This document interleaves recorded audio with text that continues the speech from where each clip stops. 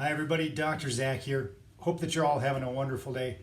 I wanted to take a minute and just shout out to some of the local small businesses, especially some restaurants that I was hearing about up in Loveland. In fact, a friend of ours I go to church with who has a restaurant up there has joined a group of small business people in Larimer County that have decided that they're going to stay open. You know, if you've been paying attention to the news, some of us have learned not to. But there's another lockdown or another level of stay at home or another color something or other warning thing that's been issued to perpetuate this state of emergency that somebody still thinks that we're in. And as a result, businesses are suffering. They're looking at closing things down again, closing down restaurants. And so I just wanted to put a shout out to these small businesses that have kind of gone from, hey, you know, we're going to play this safe. We're going to kind of follow the rules. We're going to see how things go, because nobody knows about what's going on, how bad this thing is going to be, and so forth. We've all been there, but now we're 9 months into this thing, and we're actually seeing a lower death rate in the United States this year than we've had in the past few.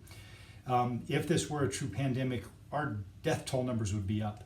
And you can say, well, look at all the COVID deaths. Well, yes, except that you can look at all of the misdiagnosed COVIDs, and you can look at how there's been this great strategizing to try to keep us in this place of panic and fear by all the testing and everything else that's gone on. And so I do want to say that I don't want to take anything lightly when it comes to our health. In fact, my dedication in the last 30 years has been doing everything I can to help our community be as healthy as possible.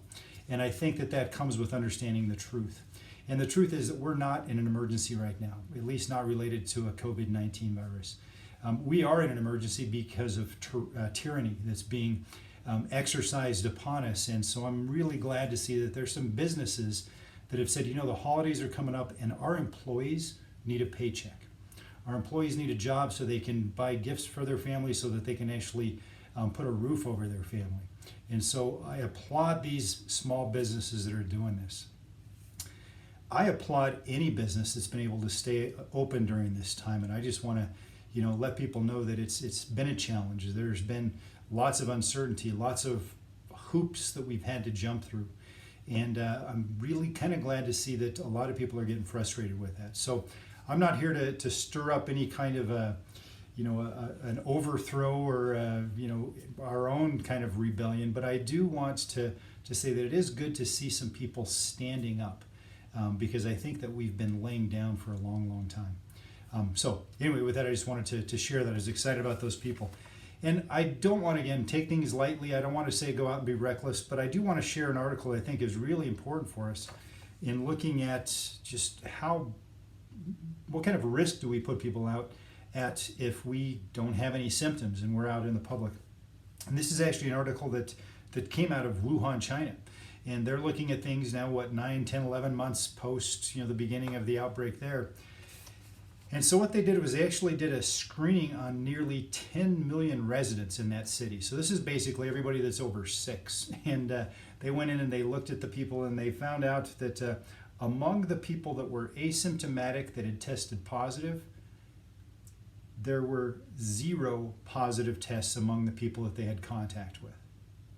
So think about this. We're looking at a population of a city, a big city, and probably not the epitome of the healthiest city, where there's been an outbreak. There's been the whole COVID-19 thing. That's where it started, right?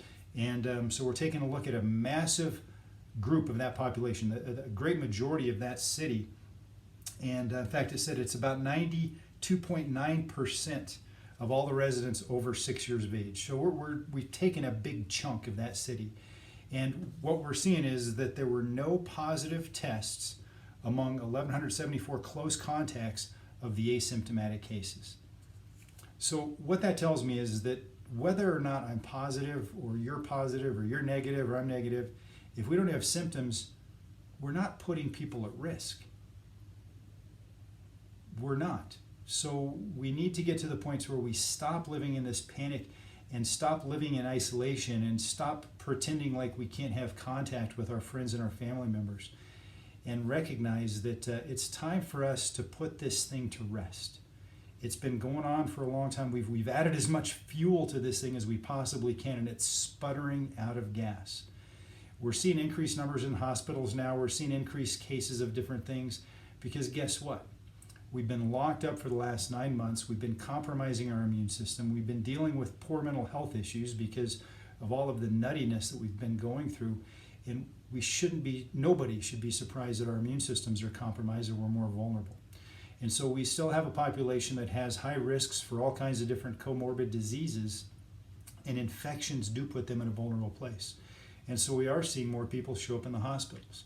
And in talking to a friend of mine who is a nurse, she said they're all assumed positive. So guess what? We're seeing that we're overrun with coronavirus right now and COVID-19 in the hospitals on assumption. I think it's time for us to stop assuming. It's time for us to take back some responsibility to think for ourselves. So I would encourage you to go and frequent the small businesses. Let's support them. Let's show them that we're excited for them. I would even say that, maybe start practicing a little less compliance and maybe a little more defiance to some of these tyrannical executive orders that have been set out before us, and to pretend like we're actually American citizens with the ability to make some choices on our own. So anyway, that's my encouragement today. I don't want to get too far down a path and tell you that to put my beliefs on somebody, but I do want to take and encourage you to stop, to open your eyes, look around, do some assessment on, is everything adding up with what the mainstream media is telling us, with what our politicians are telling us, with what we're hearing in the news, or is there possibly something else that we need to be paying attention to with that? So anyway, I'd encourage your feedback. Let me know what you're thinking. And until next time, this is Dr. Zach. God bless you guys.